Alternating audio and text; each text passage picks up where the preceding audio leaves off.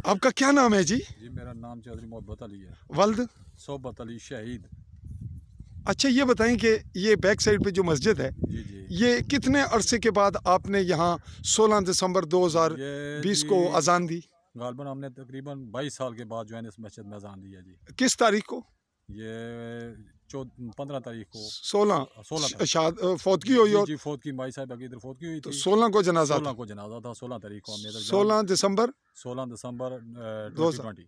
तो ये इस वक्त जो ये कब्रें बैक साइड पे हम देख रहे हैं, एक उनकी है और दूसरी जो पत्थरों के साथ कब्र है, ये किसकी है? ये जी इधर मोहम्मद मुश्ताक शहीद है, उसकी वालदा की, वो भी शहीद है। उनकी गोली से मतलब टारगेट किया था इंडिया ने। कौन से सन में? ये सन गालबन जो है ना 92 या 93 की बात है जो। और ये कब्र जो बता रहे हैं आप, ये किसकी है? ये मोहम्मद मुश्ताक है, ये भी शहीद है, गोली से शहीद हुई है। ये गोली से शहीद हुए। जी जी। और जो आपके बैक साइड पे जो मोर्चे नजर आ रहे हैं, हम इसको जूम करते हैं, ये तमाम इंडिया की पोस्टें हैं जी। ये इंडियन पोस्टें हैं। इंडियन पोस्टें हैं। ये मतलब जानबूझकर सामने टारगेट करते हैं।